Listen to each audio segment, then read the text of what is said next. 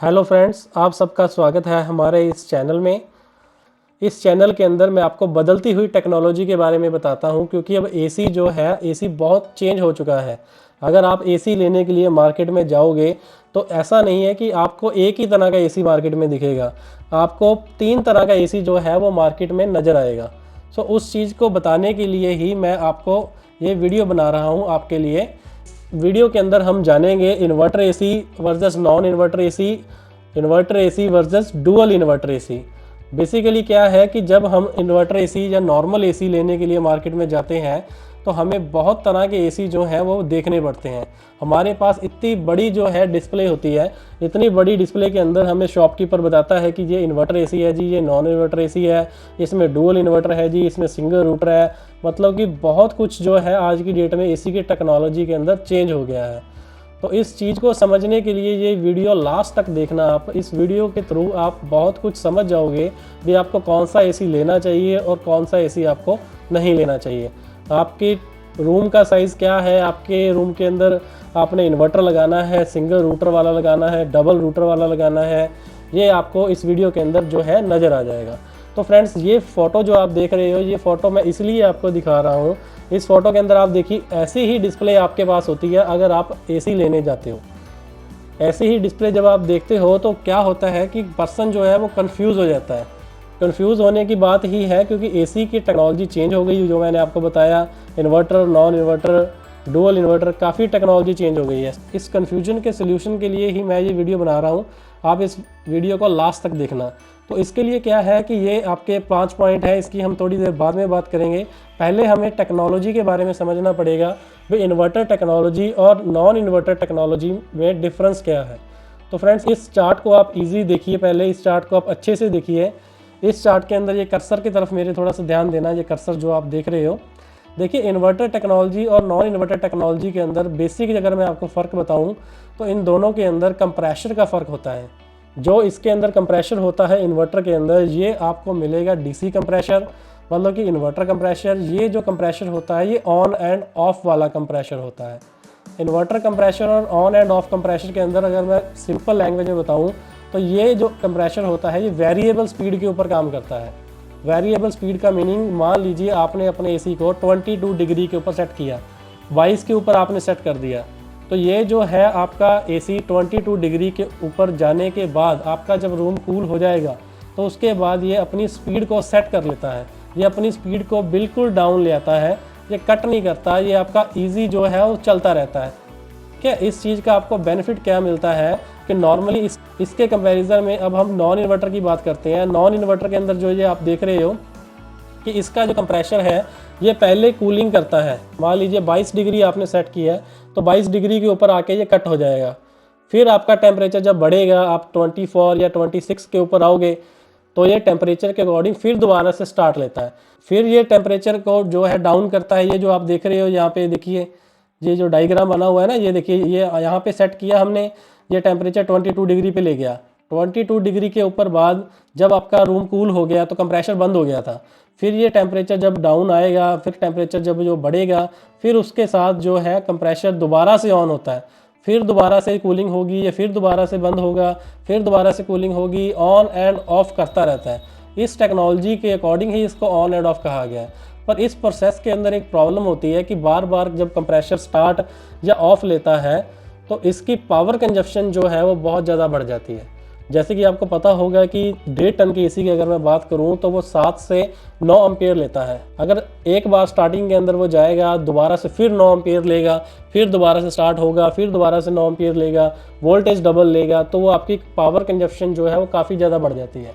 और एक मोटर जो दोबारा बंद होकर दोबारा स्टार्ट होती है तो उस कंप्रेशर की जो लाइफ है, जो उस मोटर की लाइफ है, वो भी बहुत कम रह जाती है। अभी इसके ऑपोजिट आप इन्वर्टर के अंदर आते हो। ये जो इन्वर्टर आप देख रहे हो, इसके अंदर क्या मिलता है आपको कि पहली बार में आपने एसी के अंदर 22 डिग्री टेम्परेचर सेट किया, यहाँ पे आके आपका एसी 22 डिग्री अचीव कर गया। उसके बाद ये रेगुलर जो है उसके ऊपर चलेगा। इसके अंदर आपका कंप्रेशर अपनी जो स्पीड है वो डाउन कर लेगा। जब इसने अपनी स्पीड जो है वो डाउन कर ली, फिर ये 22 डिग्री ही आपको मेंटेन करके देता है। अब इसके अंदर क्या है कि आपको एक्यूरेट टेम्परेचर भी देखने को मिलता है। मान लीजिए जैसे मैंने आपको बताया 22 डिग्री, तो आपको 22 डिग्री टेम्परेचर ही नज़र आएगा। पर इसके ऑपोजिट अगर आप इन्वर्टर के अंदर जाते हो तो इन्वर्टर के अंदर क्या प्रॉब्लम आती है कि आपको टेम्परेचर वेरिएशंस देखने को मिलती हैं। आपने 22 डिग्री लगाया तो 22 डिग्री के ऊपर तो कट होगा नहीं, ये 20 के ऊपर कट होगा, क्योंकि 2 डिग्री माइनस में कट होता है ये। फिर जब स्टार्ट होगा तो ये 24 के ऊपर स्टार्ट होगा, 24 के ऊपर। तो आपको कभी कूलिंग लगती है तो कभी आप गर्मी लगती है। तो ऐसी मतलब कि प्रॉब्लम जो है वो नॉन इन्वर्टर एसी में पहले रहती थी। तो इस चीज़ का सोल्यूशन जो निकाला है वो निकाला है इन्वर्टर टेक्नोलॉजी ने। ठीक है, ये चीज़ का आपको डिफरेंस नज़र आता है इन्वर्टर एंड नॉन इन्वर्टर के अंदर। अभी इसको 5 पॉइंट के अंदर हम समझ सकते हैं। तो 5 पॉइंट क्या है इसके, ये देखिए आपके पास स्क्रीन के ऊपर नज़र आ रहा है आपको। पहली जो मैंने आपको बताया, लेस इलेक्ट्रिसिटी कंजप्शन, मतलब कि इलेक्ट्रिसिटी की कंजप्शन जो है वो कम हो जाती है, क्योंकि मोटर जो है वो दोबारा स्टार्ट नहीं लेती है, दोबारा बंद नहीं होती है, वो एग्जैक्ट टेम्परेचर के ऊपर काम करती है। तो कंप्रेशर को इतना ज़्यादा जोर नहीं लगाना पड़ता, इतना लोड नहीं पड़ता कंप्रेशर के ऊपर। तो सेकंड नंबर पॉइंट जो बता रहा है, ये बता रहा है inverter AC can runs the compressor at the higher speed to cool the entire fast या व्हेन रिक्वायर्ड। मतलब कि इन्होंने बताया भी इन्वर्टर एसी जो है वो नॉर्मल एसी से फास्ट काम करता है, क्योंकि ये वेरिएबल स्पीड पे काम करता है। इसकी मोटर की कोई फिक्स स्पीड नहीं होती, ये तेज़ भी चल सकता है, ये स्लो भी चल सकता है। तो ये बता रहा है भी ये जल्दी अपना टेम्परेचर जो है वो अचीव कर लेता है।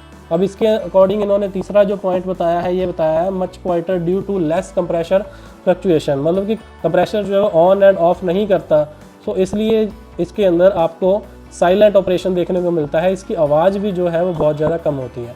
अभी जो फोर्थ नंबर का पॉइंट ये जो बता रहा है, ये बता रहा है the durability of compressor of inverter AC is longer. जैसे कि मैंने आपको बताया, जब जो कंप्रेशर ऑन एंड ऑफ नहीं होगा तो आपकी जो मोटर है उसकी लाइफ जो है वो बढ़ जाती है। क्योंकि अगर आप एक किसी भी मोटर को डेली ऑन एंड ऑफ करते हो, ऑन एंड ऑफ लगातार करते हो, तो उसकी लाइफ जो है वो ख़त्म हो जाती है। तो इसीलिए ही इन दोनों की वारंटी के अंदर भी आपको डिफरेंस मिलता है। मान लीजिए आप एसी नॉन इन्वर्टर वाला लेने जाओगे तो आपको अच्छे से अच्छे ब्रांड के अंदर इसकी 5 साल की गारंटी मिलेगी, पर इसके अकॉर्डिंग आप इन्वर्टर एसी लेने जाते हो तो इसके अंदर आपको जो गारंटी मिलती है वो 10 ईयर की मिलती है, 10 साल की आपको वारंटी मिलती है। मतलब डबल लाइफ का फ़र्क पड़ जाता है आपका इन्वर्टर एसी के अंदर। तो अभी इसके नीचे दिया हुआ है कि inverter AC are the little expensive but save more to longer life. बिल्कुल, अगर आप इन्वर्टर एसी लेने जाते हो तो आपका नॉन इन्वर्टर से थोड़ा सा महंगा होता है, बट वो जो सेविंग है वो आपको अपने बिजली के बिल में देखने को मिलेगी। बिजली के बिल के अंदर आपका बिजली का बिल इतना कम आएगा कि आपको जो डिफरेंस है वो नज़र आएगा। ये जो 5 पॉइंट है, ये डिफरेंस आता है आपका इन्वर्टर एसी और नॉन इन्वर्टर एसी के अंदर। तो अभी हम बात कर रहे थे इन्वर्टर एसी और नॉन इन्वर्टर एसी के बारे में। तो अभी इसके अंदर क्या है कि एक और पॉइंट है, ये देखिए, ये आप मोटर देख रहे हो, ये मोटर है आपकी फ़ैन मोटर की। आपका जो एसी होता है, आपका जो स्प्लिट एसी है, ये आप एसी देख रहे हो, यहाँ पे जो फ़ैन चलता है इसको ब्लोअर कहते हैं बेसिकली। इसको जो ऑपरेट करती है वो वाली मोटर करती है जो मैंने आपको दिखाया था, ये मोटर। अभी इस मोटर के अंदर क्या है कि ये मोटर आपकी आती है BLDC मोटर इन्वर्टर एसी के अंदर। ये मोटर भी अपनी स्पीड को एडजस्ट करती है। ठीक है, इन्वर्टर एसी के अंदर क्या बेनिफिट मिलता है कि आपका कंप्रेशर ही स्पीड सेट नहीं करता, आपकी फैन मोटर भी अपनी स्पीड को एडजस्ट करती है। ये भी सबसे प्लस पॉइंट है, ये एक फीचर है, मतलब एक छोटा सा पॉइंट है जो मैंने आपको बताया है, बट ये काफ़ी यूज़फुल है। बहुत जगह के ऊपर ये देखा है जहाँ पे इन्वर्टर एसी लगा हुआ है, अगर पर्सन दरवाज़ा खोल के अंदर जाता है तो वो एसी तेज़ हो जाता है, अगर दरवाज़ा बंद करोगे तो एसी स्लो हो जाता है। वो कंप्रेशर में तो वर्किंग होती ही होती है, और इंडोर यूनिट के इस मोटर के अंदर भी आपको वर्किंग जो है वो मिलती है। ये जो आप मोटर देख रहे हो, इसको बोलते हैं BLDC मोटर, ब्रशलेस करंट होता है इसमें। अभी इसके अंदर क्या है कि ये जो आप फोटो देख रहे हो, इस फोटो के अंदर इन्वर्टर तो लिखा हुआ है, यहाँ पे देखिए आपको इन्वर्टर तो लिखा ही हुआ है, बट साथ में एक डुअल भी लिखा हुआ है। ये डुअल इन्वर्टर है। भाई साहब, हमने इन्वर्टर तो समझ लिया, बट ये डुअल क्या है? डुअल इन्वर्टर, ये कोई नई टेक्नोलॉजी आ गई? कुछ लोग मुझसे पूछते हैं अभी इसके अंदर डबल कंप्रेशर है इसलिए इसको डबल इन्वर्टर कहते हैं। तो फ्रेंड्स, इसके अंदर ऐसा कुछ नहीं है। इसके अंदर क्या है कि ये देखिए, मैं आपको फोटो दिखाता हूँ। ये जो आप कंप्रेशर देख रहे हो, इसके अंदर ये होते हैं रूटर। ये जो गोल्डन वाले आप देख रहे हो, इसको रूटर्स कहते हैं हम। नॉर्मल एसी के अंदर ये सिंगल रूटर देखने को मिलता है। इस रूटर का बेसिकली काम क्या होता है? गैस को पुश करना काम होता है। जो गैस होती है उसको प्रेस करना इसका काम होता है। अभी ये रूटर जो है इन्वर्टर एसी के अंदर डबल दे दिए जाते हैं।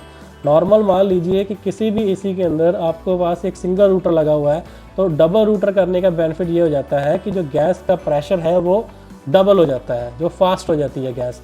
अगर वो गैस के प्रेशर को डबल करते हैं तो उसके साथ कूलिंग एफिशिएंसी जो है वो ज़्यादा आएगी। सो इस दो रूटर्स को ही हम जो कहते हैं ड्यूल इन्वर्टर कहते हैं। अभी मैं इसको आपको वीडियो के साथ समझाऊंगा, देखना इसको। ये जो एक वीडियो है, ये देखिए आप, ये देखिए फ्रेंड्स, इस वीडियो को अच्छे से देखिए। ये जो रूटर है आप देख रहे हो, एक पीछे जाता है तो दूसरे वाला आगे आ जाता है, ठीक है। ये रूटर का बेसिकली काम ये है कि ये जो रूटर है आपकी गैस को प्रेस करते हैं। अगर आप ये गैस को प्रेस करेंगे तो उसके अकॉर्डिंग ही आपका जो एसी है वो कूलिंग ज़्यादा करता है। तो अभी फ्रेंड्स जो एक इन्वर्टर एसी का मेन पॉइंट है वो भी मैं आपको बता देता हूँ। जो हमारे इन्वर्टर एसी होते हैं उसके अंदर जो कंप्रेशर मैंने आपको बताया वेरिएबल स्पीड के ऊपर काम करता है। वेरिएबल स्पीड का मीनिंग जो कंप्रेशर की स्पीड है वो कम ज़्यादा हो जाती है। तो कंप्रेशर की स्पीड जब कम ज़्यादा हो जाती है तो आप अपने एसी की टनेज को भी कंट्रोल कर सकते हो। टनेज बेसिकली क्या है कि आपने मान लीजिए आपका एसी जो है वो 1.5 टन का है, तो आपने 1 टन बनाना है उस एसी को, तो आप उस एसी को 1 टन भी बना सकते हो। नॉर्मली क्या होता है कि आपका रूम मान लीजिए 12x12 है या 12x11 है, तो उस कंडीशन में आपको प्रॉब्लम आती है। अभी वहाँ पे ना 1 टन का एसी लग सकता, ना वहाँ पे 1.5 टन का एसी लग सकता, क्योंकि वो एक सेंटर आपका एरिया आ गया। अभी इसके अंदर क्या है कि आप 1.5 टन का एसी लो, इसी को आप 1 टन के अंदर कन्वर्ट कर सकते हो और इसी को आप 1.5 टन के अंदर कन्वर्ट कर सकते हो। तो इस वीडियो के अकॉर्डिंग ही मैं आपको ये बताने वाला हूँ। अभी देखिए इसके अंदर 4-in-1 एसी बताया है इन्होंने। ये जो 100% का आप देख रहे हो, ये 100% बता रहा है। अभी आपका जो एसी है सिंगल बटन, ये तेज़ चल रहा है, 100% चल रहा था। अभी 80% के ऊपर आपका एसी थोड़ा स्लो हो गया। अभी 1 टन के अकॉर्डिंग ये 0.8 बन गया था, ये 0.6 बन गया है और ये 0.4 बन गया है। आपका एसी देखिए वहाँ पे स्लो हो गया। आपका जो कंप्रेशर है ये भी काफ़ी ज़्यादा स्लो हो गया। जब कंप्रेशर स्लो होगा ये अपनी टनेज कंट्रोल कर लेता है। ये भी सबसे बढ़िया बात है इन्वर्टर टेक्नोलॉजी के अंदर। और ये जो ड्यूल इन्वर्टर है वो भी मैंने आपको बताया, ये उससे सुपीरियर आ जाता है क्योंकि ये गैस को डबल प्रेस करता है। सो ये डिफरेंस आ जाता है फ्रेंड्स इन्वर्टर एसी और नॉन इन्वर्टर एसी और इन्वर्टर एसी और डुअल इन्वर्टर के अंदर इन टेक्नोलॉजी का डिफरेंस आ जाता है। तो फ्रेंड्स उम्मीद करता हूँ आपको ये वीडियो अच्छी लगी है, और अच्छी लगी है तो चैनल को सब्सक्राइब करना तो बनता है।